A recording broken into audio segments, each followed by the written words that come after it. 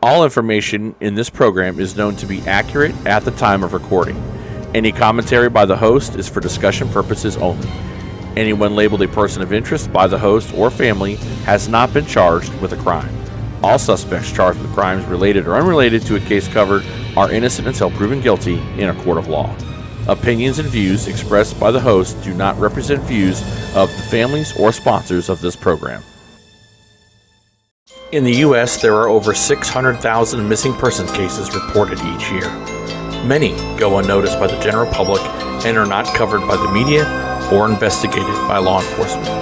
Here is just one of these stories.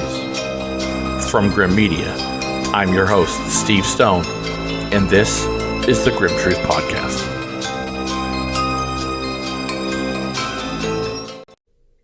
And hello, everyone. Welcome to episode 40 of the Grim Truth Podcast. I'm your host, Steve Stone.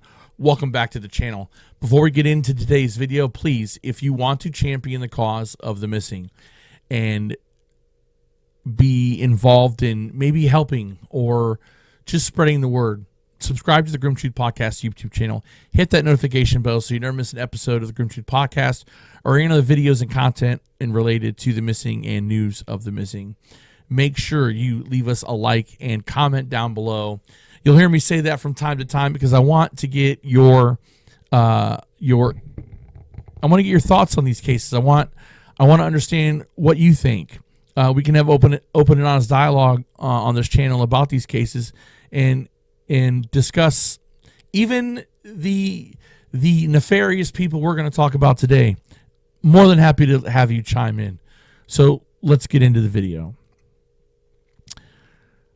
I think it was about a year ago, we had the arrests of Keith Coleman Jr., a.k.a. K2, Jamie Lynn Tubbs, and Desmond Green, a.k.a. Cutthroat. Love the nicknames. They're fantastic. Cutthroat, they did a video about him. A music video to free Cutthroat, if you remember that. Anyway, I digress. There was a lot of trepidation within the family, and even in the community for that matter, about whether or not justice would be done for Will Polk and April Jones. And I can sit here and say even last week as the trial was going on that I felt that we would see justice. I felt that the jury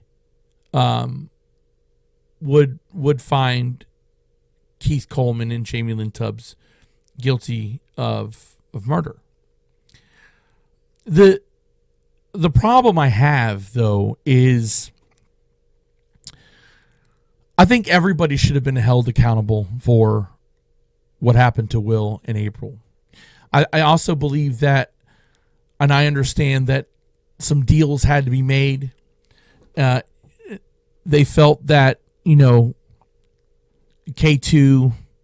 and Jamie Lynn and Cutthroat were the main conspirators, murderers, people that were mainly involved in the deaths of Will and April. But I firmly believe that everybody shouldn't get away scot-free for having a hand in not only murdering them, setting them up, and then ultimately dismembering them. I don't feel anybody should have gotten away with that. Lesser sentences maybe, but not gotten away with having some type of responsibility for what they did. But we have to take the win and ultimately God's going to have to take care of those judgments. But in the case of K2 and Jamie Lynn right now, they're in jail. They're not getting out. So they were charged with 2 counts of conspiracy to commit murder, 2 counts of first-degree murder, and then 2 counts of desecrating human remains. Now, summarily, the judge threw out the conspiracy charges, and what was left were the 2 murder charges, and then first degree, not capital, but first degree murder, and then the desecration of human remains or dismemberment of human remains. And they were found guilty. The jury believed beyond a reasonable doubt that these two did in fact commit these heinous crimes, beyond a reasonable doubt that they were complicit in all the charges and therefore have been sentenced to 2 consecutive life terms, and I believe plus 6 years for the human remains crime. We're dealing with a different type of evil, though, and grasp this concept, if you will, for me. If I had just been convicted of these crimes that they're facing, I mean, I look at this picture and I'm like, WTF, Whiskey Tango Foxtrot. I mean, you've got and courtesy of these photos are courtesy of Therese and Dark Horse Press. I mean, if you look at K2 here, he just looks upset that he's probably going to have to buy hemorrhoid cream the rest of his life. And Jamie Lynn, I mean, I do want to point out a couple of things. If you look at their initial, and we'll get with Desmond. We'll talk about Desmond later. But if you look at Keith Coleman and Jamie Lynn Tubbs, this is meth. This is their arraignment for the charges at the very onset, and then you have this. I find it, they're getting fat. They're getting fat in jail. No doubt about it. They're getting plump. And of course, Jamie Lynn looks like the return of the Great Pumpkin. But anyway, I digress. The one thing I found completely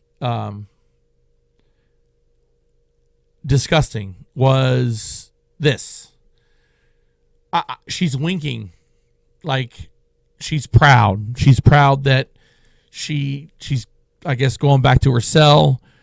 She's proud that, there's going to be a lot of Twinkies and ho-hos in her commissary in prison. I don't know, but she seems to be just having a good old time here in this picture, looking like a cast member from Charlie Brown's The Great Pumpkin. Charlie Brown. I don't know. I digress.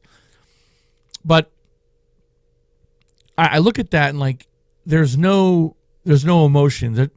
There's no remorse. There's obviously no remorse whatsoever. My takeaways from the trial are this. The jury did a fantastic job of paying attention and rendering the guilty verdicts. I think that they weren't buying any of the BS between the two defenses. Now, keep in mind that they were tried together, but Jamie Lynn and K2 had 2 different defense attorneys who, by the way, what didn't help them is they were bickering back and forth about different things, so that didn't look good. In K2's mind, this was all about drugs and money, right? And April had to be taught a lesson in his eyes, and learning the ultimate lesson is losing your life in a terrible, grotesque manner. Will was just collateral damage to K2. Will, wrong place, wrong time, and it was in his mind collateral damage. It was the price of doing business, according to him, and that's the evil coming. But I go back to this picture of Jamie Lynn just wink. She has nothing to worry about, man. She's getting fat in jail. She's getting 3 hots in a cot.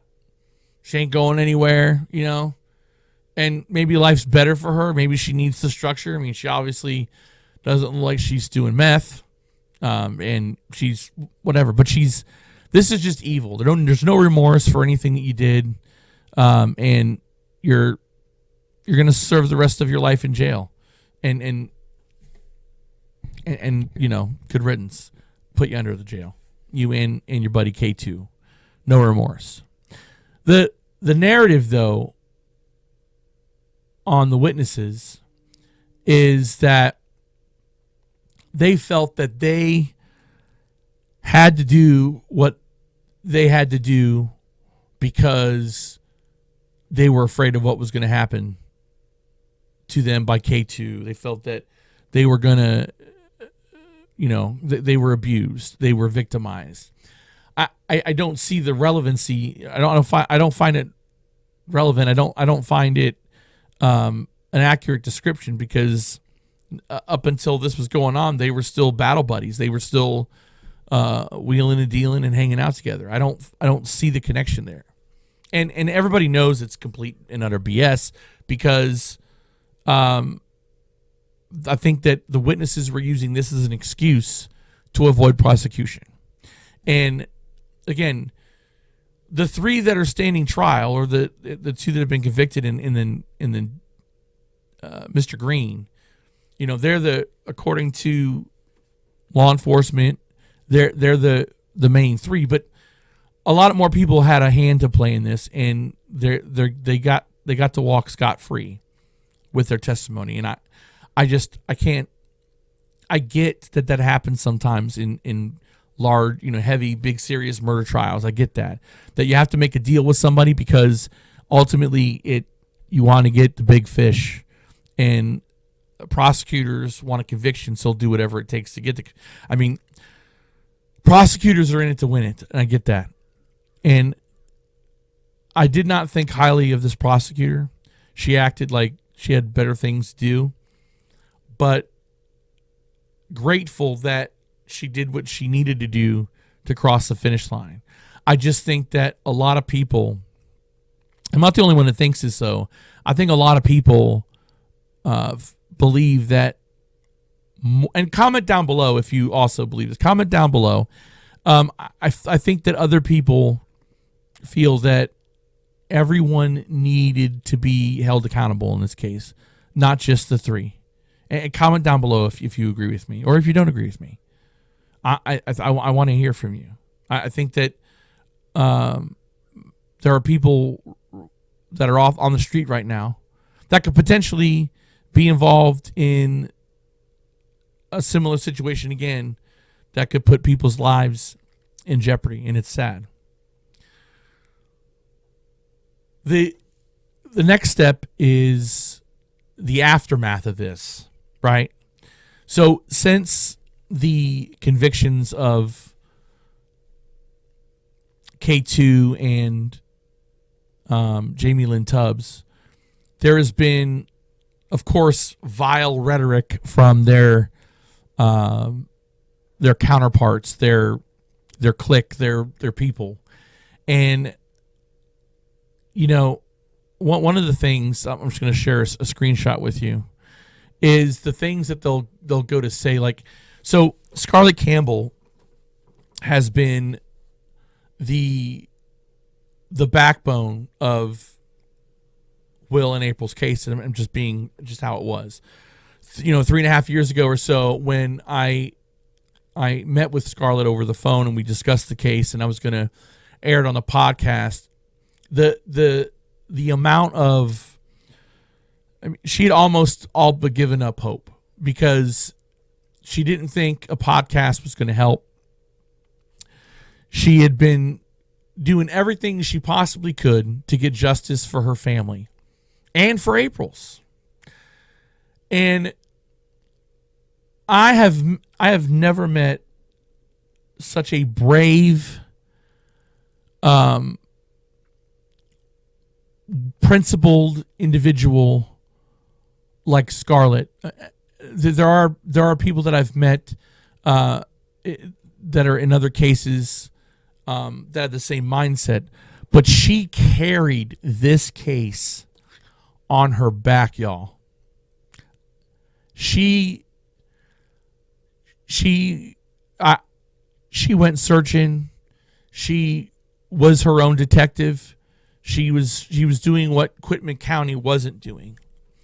And then she met and got in touch with Corey Burrows, who was the agent for the Mississippi Bureau of Investigation. And he was able to understand what Scarlett was going through. And he rattled cages. He started pounding the pavement and started uncovering things. And if it wasn't for Scarlett never giving up and Corey's determination to listen to what was going on and take it upon himself to do what he needed to do to get these convictions, I think that it speaks to his professionalism and him not worrying about who these people were, and the lives they lived, but the fact that they were human beings, and a crime has been committed, and he. I wish there were more people like Agent Burrow. I really do. And I think that if it wasn't for those two catalysts, that we wouldn't have gotten, Scarlett and the family wouldn't have gotten the outcome. I say we because I feel connected to this case because I've talked to Scarlett, off the record, and we've prayed and cried and the difficulty because she lost a loved one. And then don't forget, the tragedy of this family goes beyond what happened to Will. Braxton, his brother, passed away in a tragic accident. So while Will was missing, they lose Will's brother. So this family has lost two sons, two people that had lives, long lives ahead of them, and they're gone. So again, back to Scarlett. She's being victimized by the idiots and a-holes who are friends of Jamie Lynn and K2, and I find it ironic is that these are how evil these people are. They talk smack. I'm going to bring up this thing that was shared with me. They're basically talking about Scarlett's looks or whatever, and she's a keyboard warrior, and it doesn't bother Scarlett at all. But I just think it's humorous that these people are talking crap, and this one in particular I really love. I'm going to read this to you, the bottom part here, if you can follow along with me. So this post, it says, the fact that they have nothing better to do.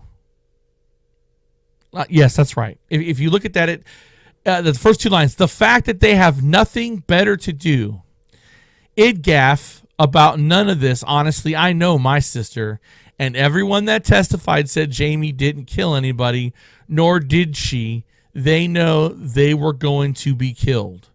So they really can get off my sister's you-know-what, and it's okay. I'm reporting every one of these. Let me keep on. I don't know what she means by that. But so she's basically saying her sister is innocent, but everybody knew that they were going to die, so it's okay. No, it's not okay. That's not okay. And like I tell my children, and apparently I have to tell adults this too, if you knew a person was going to die and you could prevent a person from meeting their untimely end, you have an obligation to do that. Now, I get that some of you over there in Mississippi who are in the camp of K2 and Jamie Lynn, I don't know if you guys were bred properly or y'all obviously weren't raised properly, but that's a crime. And by not intervening, by not stepping in and trying to save a person's life and going along because you're scared or you're going to run out of meth and he's the only guy to give you the meth, or he's baby daddy, or whatever the case may be, that's not an excuse for murder. It's not. And folks, I'll be coming down to Mississippi real soon. So I, like Scarlett, you can tell me face to face. I don't need to sit behind a microphone and a keyboard. I'll be in your face, and you could be more than happy to tell me your stupid, ridiculous, non-educated behind reasons for why you think this is all wrong, because nobody has anything better else to do.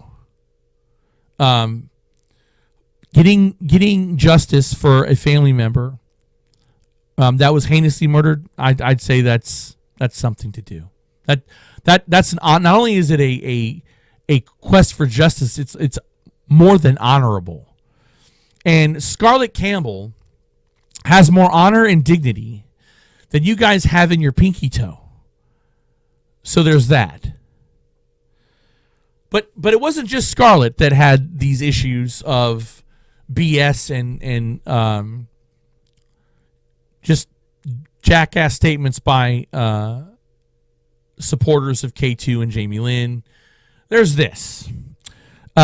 So this was posted by Therese Appel, who runs Dark Horse Press, and she also helped cover Will and April's case. And I'll read, if you can follow along. Dear Quitman County, I understand I just covered a high-profile case there, but if you're going to write me hate mail, please make certain you understand the legal definitions of the terms you throw around.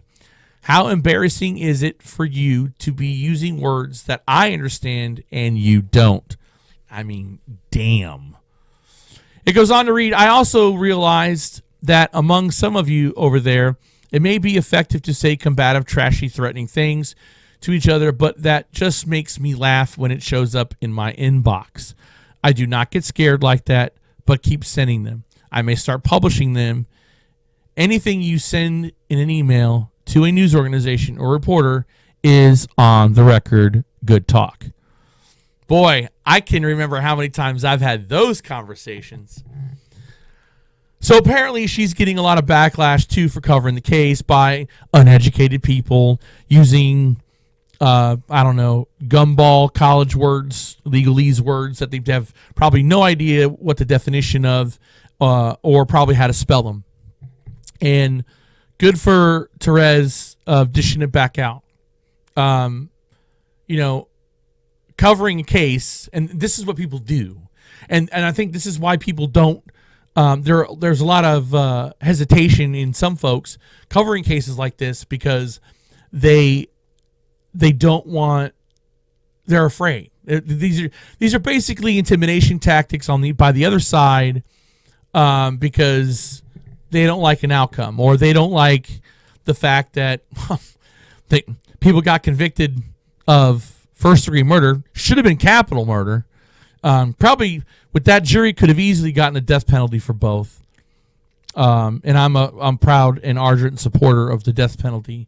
If you take a life, your life should be forfeit as well. That's just my opinion. Again, my opinion.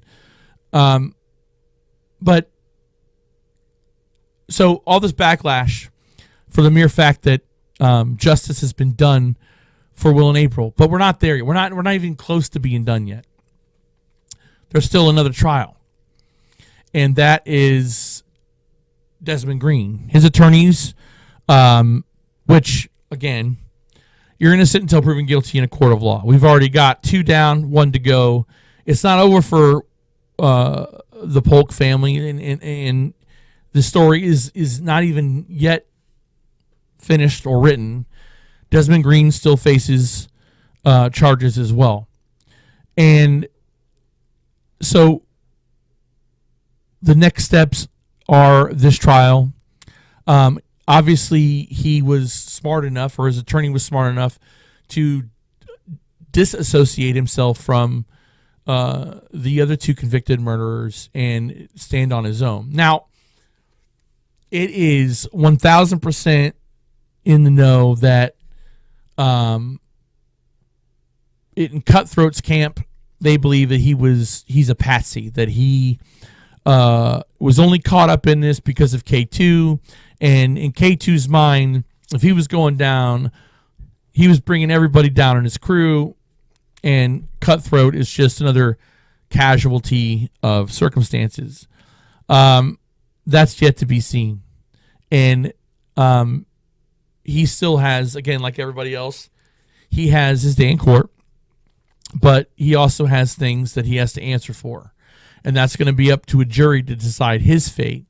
But this is not even close to being done yet for this family. I want to say that, again,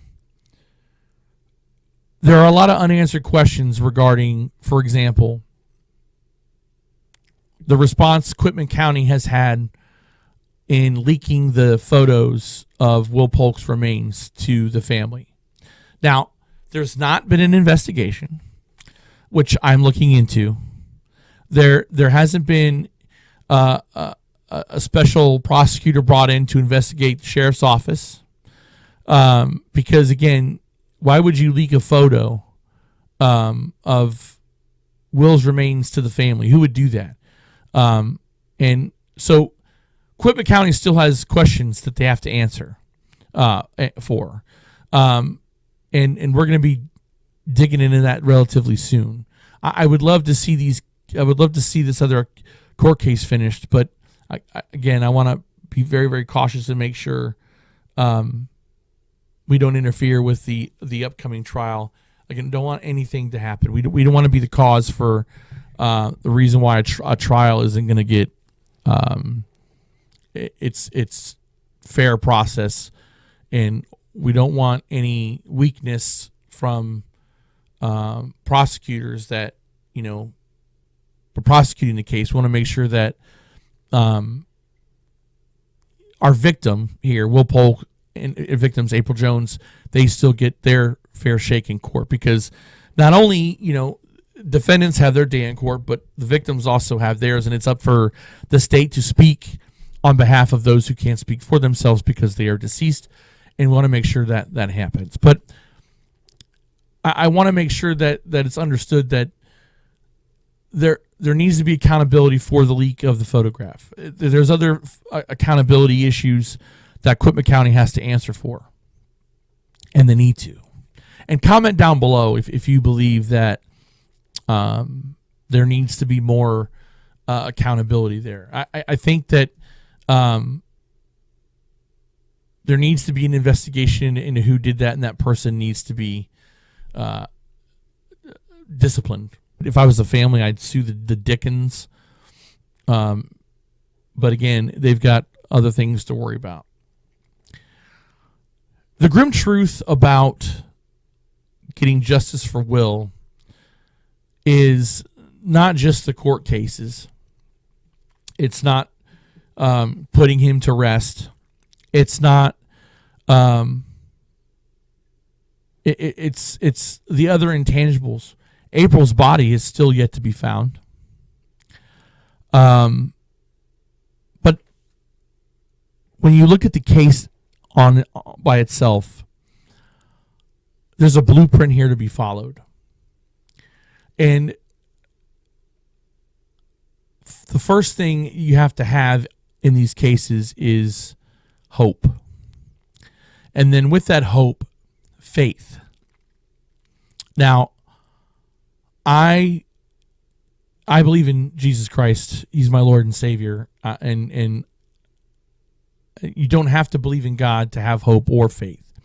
However, you have to have something to cling to give you the strength to do what Scarlett was able to do in this case. I bring this up because this is a testament to what I've talked about the past couple of years in doing this podcast. It is a terrible road and journey to have to carry an entire family on your back, try to get to the truth, and then once you've made that progress, then go through all of the emotions of where Scarlett started to where we're at, where she and the family are at now. Monumental task. But the one thing that Scarlett had has, and I think that a lot of family members can look for, is the strength, the determination, hope, and faith. That's the blueprint for looking for your missing loved one. That's the blueprint for not taking no for an answer. That's the blueprint, the building blocks, the foundation for keeping your eye on the prize and laser focus, downrange, and your end result is you finding your loved one. Whether it's your loved one was a victim of foul play, or an overdose, or a tragic accident, whatever it is, you have those building blocks to keep going on. And I think that more families are going to get the results that they're looking for by having those 4 pillars. And that's the truth of the matter. I think that if you look at the individuals here that are now in jail for life, then that gives me hope in other cases. That means that families like Chris Sanders, for example, those people that had something to do with Chris Sanders' disappearance, you're next. Little Joe, you're next.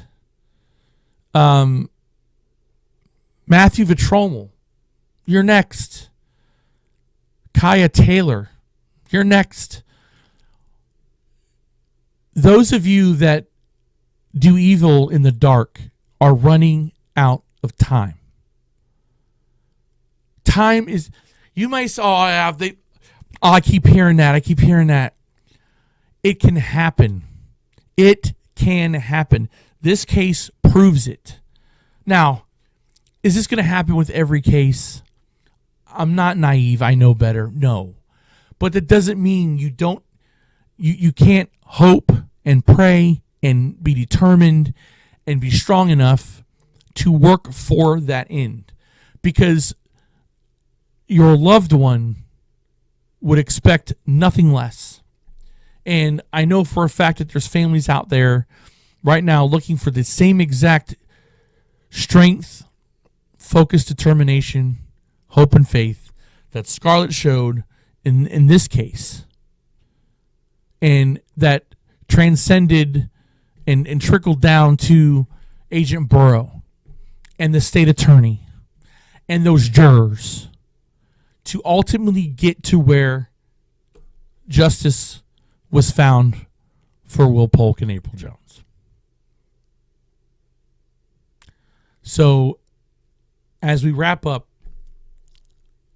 I asked all of you to not only pray for Scarlett and the Polk family, his mother, his father, pray for the soul of Will and his brother Braxton in April, but also pray for the other families that have a missing loved one and they don't have the answers that the Polk family has now. They're still needing that strength, the determination, the hope, and the faith to carry on their loved one's case. And we'll pray with you. And we'll also be here with you. I would like to thank the Polk family for letting me continue the journey with them, for getting justice for Will Polk and April Jones. I would like to especially thank Scarlett for all her trust and her faith in me. I would like to thank Teresa Pell for covering the case. Fantastic job. Keep fighting the good fight. Corey Burrow for having the fortitude and the vision to see justice be done. The district attorney for doing her job in standing up for Will Polk and April Jones. And I hope that Quitman County Sheriff's Office honors their promise that they promised the loved ones after the trial, and that is finding the rest of Will and finding April so that they can properly be laid to rest. So to all of you, thank you for doing an outstanding job in getting justice for Will Polk. That's going to do it for this episode of the Grim Truth Podcast. Again, if you haven't done so, subscribe to the Grim Truth Podcast YouTube channel. Hit that notification bell so you don't miss an episode of the Grim Truth Podcast and other content related to the missing. Make sure you comment down below. Leave us a like. Share the page. It'll help spread the word on the missing. That's going to do it for this episode of the Grim Truth Podcast as we continue to be a voice for the voiceless in search of the truth. Good night.